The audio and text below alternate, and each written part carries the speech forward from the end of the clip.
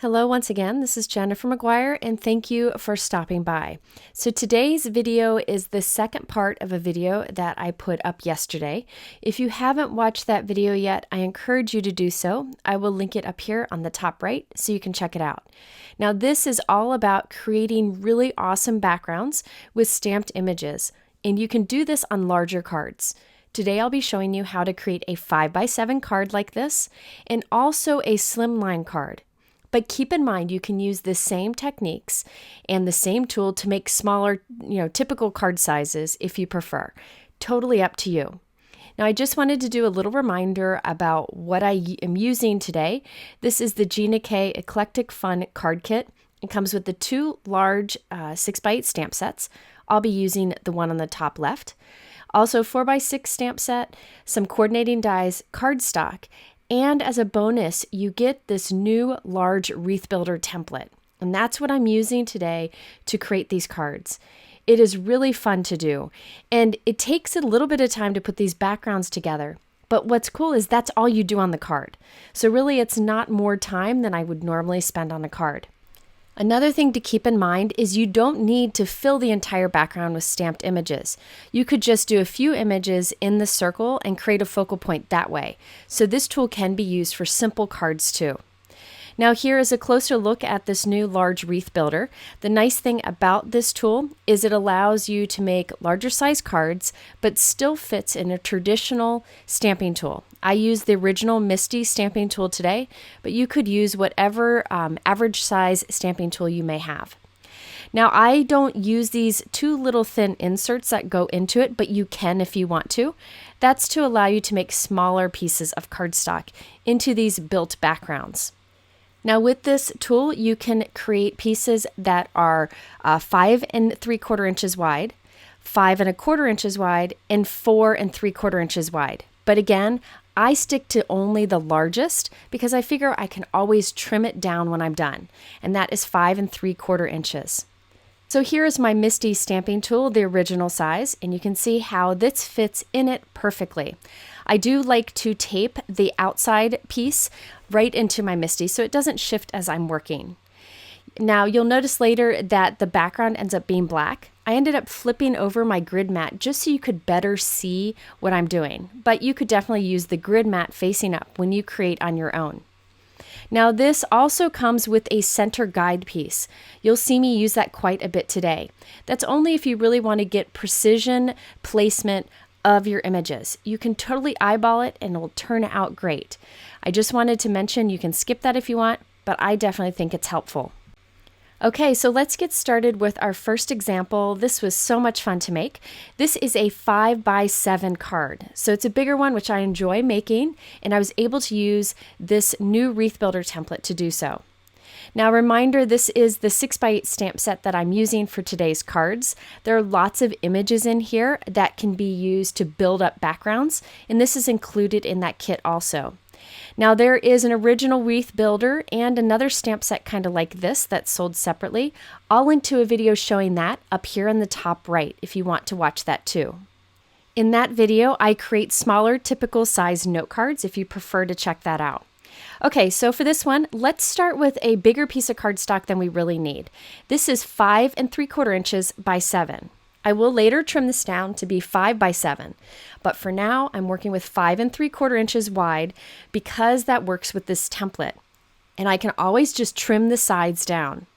Now there's one step that I think is very helpful when doing this, and that's preparing your cardstock to make it easier to use in the template. What I like to do is measure and make a line at 5 3/4 inches. So I'm doing a pencil line here. Now I end up adding tape to go along with this pencil line so you can better see where it is in the video. But in real life, when you're creating, all you need is that pencil line.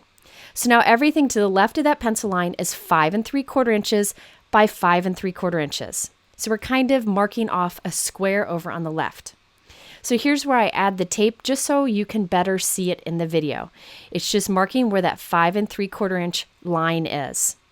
Now looking at this, this is how our card would be if you were to make it vertical. At the top left and right corners, I put 2 pieces of tape. That's just going to be helpful to us later. And the center point of our card will be right about where I put that heart, just to give you an idea where everything will land. Now those two pieces of pink tape mean those are the corners that fit into the template. See how that corner on the top right is fitting into the corner of the template? Always want those corners in it. So let's start placement of our first stamped image. I have my guide here, which I added markings to so you could better see it with a pen.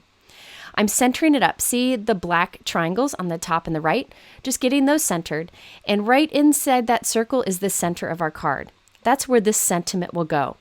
So I want my first stamped images for this wreath builder background to be just outside of that. So I have one of the images from that 6x8 stamp set that I showed you, and I'm lining it up with one of those lines that goes directly horizontal there, and just get it just outside of that circle because I don't want it to overlap with the sentiment that will go inside. This may look complicated, but I assure you, once you do it, maybe once or twice, it's very easy to do. And again, you can eyeball it if you prefer. You don't need to use that guide and get things lined up. It'll still work out great. Okay, I'm still making sure that pink tape corner is in the template up there, and I stamp my first image. You'll notice the cardstock is hanging out of the template on the bottom and hanging out of the MISTI on the side. It doesn't matter. Now we're going to rotate this so that those pink corners are in the next spot over. So we just rotated it one turn clockwise. You could go clockwise if you want or counterclockwise. Doesn't matter, just as long as you're consistent. Okay, so I stamped the next image. Then I can rotate it one more turn and stamp it again. I find using ink cubes really helpful when doing this because you don't end up with ink all over the door of your MISTI tool when inking up this small image. So I decided to use little cubes for this, but you can use absolutely any ink pads or any ink you may have. I'm using Gina K Design Inks in blues and greens for this particular card. Okay, so I'm continuing to go around each time putting the pink corner into a corner of the template. So you'll see I always use my magnet just to make sure that it stays put. In fact, I have 2 magnets just to make sure because I don't want to mess this up. Once you get going, you want to be able to keep going. Okay, now this is the only tricky part of this, but it's not that hard. See those pink corners over there? There's no spot on the template outside of the MISTI. So what we're going to do is use that pencil line we created, which is the edge of the tape. And I'm lining the pencil line up with the edge of the template over there. See how that corner lines up there? The corner of my cardstock meeting the pencil line lines up with the corner of the template. So it's like we have a square piece of 5 3/4 inch cardstock in the template, but really there's just a little bit hanging off to the right. So now we can ink up our stamp and stamp that. That's the only time you have to do it, this one time, and it'll still work great. Now we do one more turn and look, the pink corner is available to put right into that little nook up there. And we're good to go. We have our complete circle. Now this is really fun to me because you could go with this right here. Maybe add little flower die cuts at the top of those and a sentiment in the inside, and you could be done. Very simple card design. Trim it down to whatever you want. But I wanted to do a complete background because it is really fun to do. Now, one thing to keep in mind, while you have the stamp in there and everything set up, you might as well do a second card. Just of the same pattern, you can change up the colors. So here, the stamp is in the same place. I have the same size, 5 3/4 inch by 7 inch piece of cardstock set up in the same way, and I can go through and stamp a bunch on here too. So you can mass produce with this. It's actually pretty easy when you already have it set up. Now, I didn't continue with this one because today I only wanted to make one card, but I did want to mention you can make multiples if you wanted. Okay, back to this card, and I'm going to the first position, which I consider home base, and I just put that pink corner up on the top right. This way I can just see the card and what direction I'm going in. Now you can take your next image and just put it up against one of the first ones wherever you want, like I'm doing here. But I, for some reason, like to go back to my guide just to make sure I have it straight and in a good position. You do not need to. You can totally just eyeball it and go that way. That's what I used to do before I had this little center guide, so you can definitely do that to save time if you wanted. I just am an engineer at heart, I guess, and I like to have that control and placement. Okay, so now I have this little leaf that I'm putting between the others. I'm stamping this one in powder blue, just mixing up different colors of ink. That's the fun thing about this technique. You can do whatever colors you want, and it always seems to work when you have it done. So I'll continue to stamp and rotate, each time making sure one of the pink corners or both are in the template. You'll see here in this next position, one pink corner hangs out the outside. That doesn't matter because the one on the right is inside the template. Okay, then when we get to the position where we can't put those pink corners into the template over to the right, remember we line up that pencil line that we did, right with the top and bottom right corners of the template. So I'm just lining up the pencil line with the template. You can just look at the top and the bottom to line it up, and then we can stamp and get that position. Then we continue to go on to the next one and stamp away. It really is one of those things that once you've done it once or twice, you'll get the hang of it and it doesn't take long. I notice I missed one spot here. I totally skipped one of the positions, so I'm just going to rotate until I find which position I missed and go back and stamp it.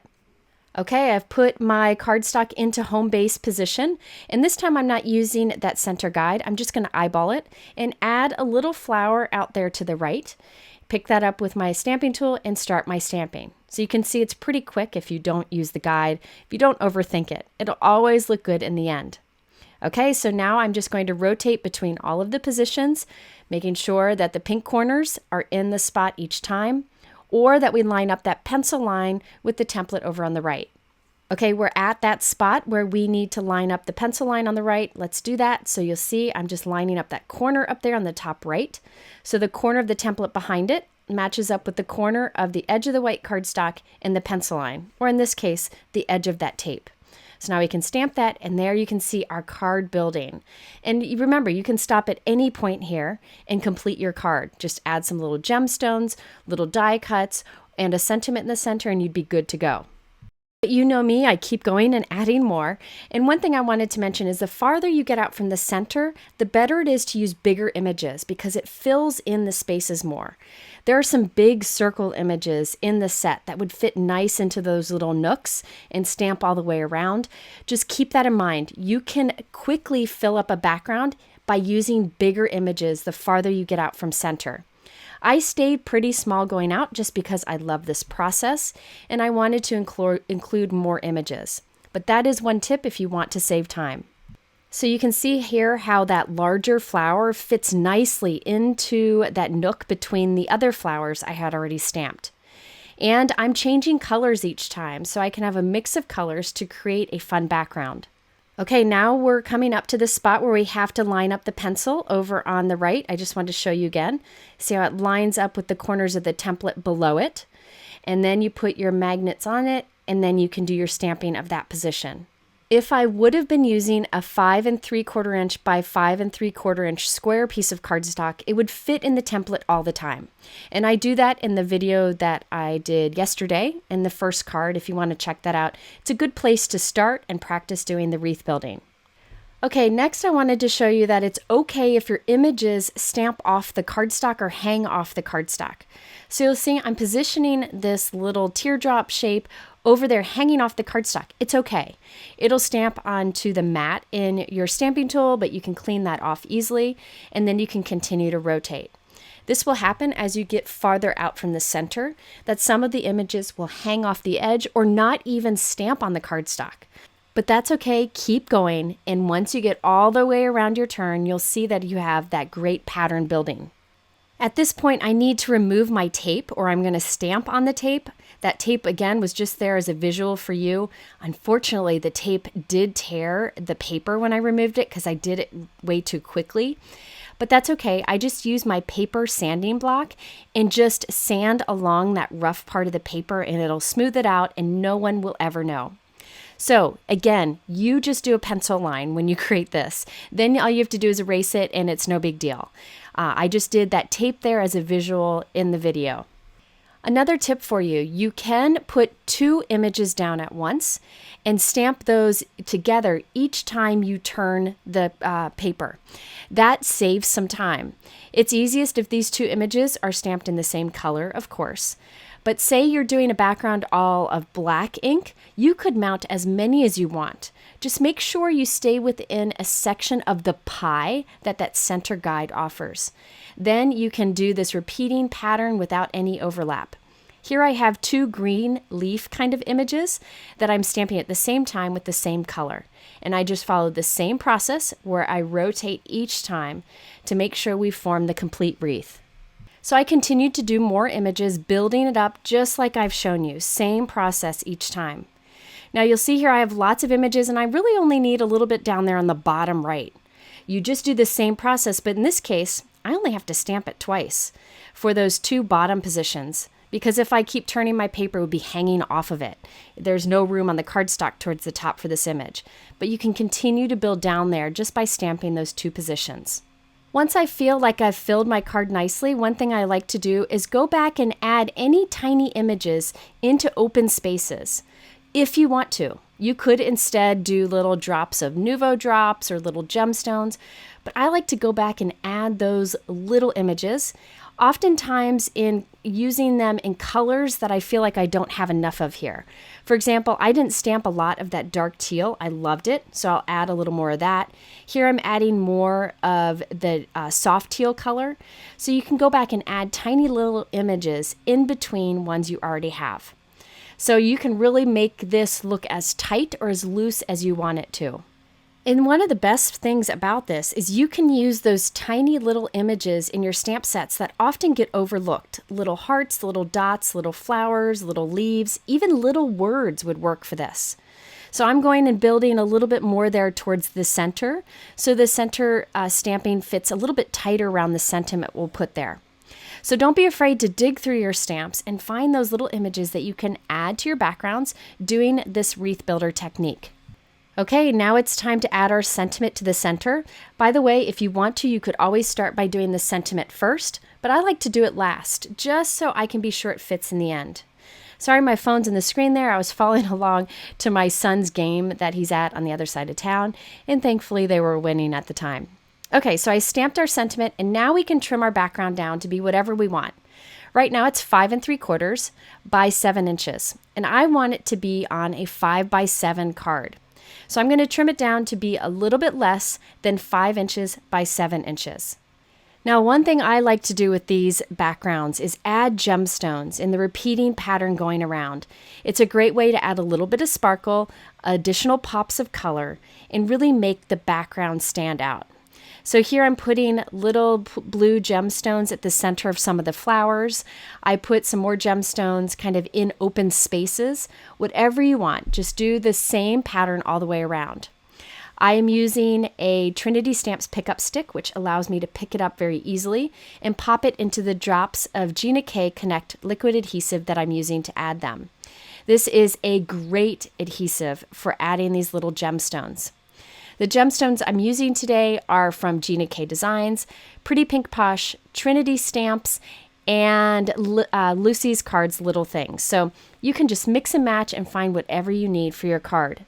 If you only have white or clear gemstones, you could always color them with alcohol inks or Copic markers. So I added our stamped background onto a 5 by 7 bright blue cardstock. This is from Gina K Designs. And I added a white insert on the inside so I would have a place to write a personal message. And here is a closer look at that background. So much fun to do, and I love that the sparkle adds even more to it. I enjoy doing 5 by 7 cards. I think the large size is fun and refreshing, but in a case like this, it makes a piece that really is nice to go on display, or they could frame it. So if you've never done 5 by 7, I encourage you to do so. And this new Wreath Builder template definitely makes it easier to do with a traditional stamping tool. And by the way, using the same size cardstock and starting out with the same image, I also have this piece that I'm working on. I'm going to go back and finish it up a little bit later, but you can see how you can create a simple ring of images.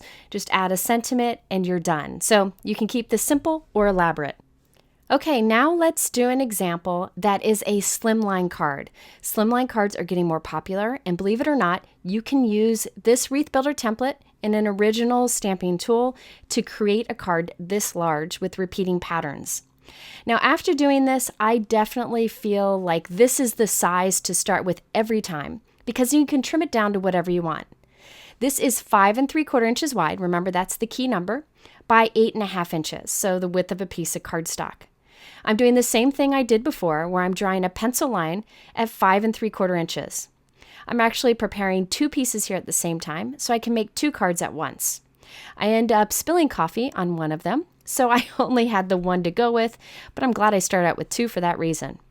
So I'm putting tape this time. I'm using a lighter tack tape. This is Easy C tape, definitely my favorite. And that will just be a visual for you. Along that line is where, or the edge of that tape is where the pencil line is. So the area to the left of that tape is 5 3/4 inches by 5 3/4 inches. All that's hanging out to the right is just the additional cardstock that will hang off the edge, but it'll still work with the template. Once again, I'm putting little pieces of pink tape in the top corners, just as a reminder that those are the ones that fit into the corners of the template. I'm starting this one a little bit different than the others. This will have an image in the center, a circle image in the center, instead of a sentiment. So I'm putting everything here into my template so I can see where that center spot is. And I'm putting this round floral image right into the center of that, using that center guide to help me out here. Sorry, my head gets in the way, but that's the best way to make sure it's centered. Now I can close the door on my stamping tool to grab the stamp. And now we can stamp that first image right in the center. I'm starting with that home base position with the pink tape pieces at the top. And you can see my cardstock hangs out the bottom of the stamping tool. Not a problem. Don't worry, we'll take care of it. Okay, so now we can start building up our images around this. So I'm coming back to that center guide just to help me get this placed nicely. Again, I'm pretty uptight about getting things lined up. You could totally skip this guide tool and eyeball it if you prefer. Now these are images that are really meant for coloring, but I'm using them to create a repetitive pattern. If you like to color, you could do this and then go and add coloring later. Really, any style stamps work for this. Even sentiments are fun to use with the wreath builder. Okay, so I stamped my first flower in the first position. I will then keep rotating around as I did on my first example. You'll notice you have more cardstock hanging out there because this is a longer piece of cardstock, but it doesn't matter. It works the same way. You'll notice even in this position, the cardstock still allows the door to close over there, even though it's hanging out a bit. Now we're in that spot where we can't put those pink corners into it, so I'm lining up that pencil line with the corners of our template on the right, just like before. And notice, even though there's a lot of cardstock over there to the right, I'm still able to close the door of it and get a great stamped image. So this is going to allow me to make a really long card. Or I could trim it down to be whatever I want, or I could cut it in half. It doesn't matter at all. So I find a great large size to start with is 5 3/4 inches by 8 1/2 inches. Okay, next I needed to create a mask because I wanted to overlap some images without it being messy. So I stamped the large center image on a piece of Gina K Masking Magic, which is definitely the best masking paper there is.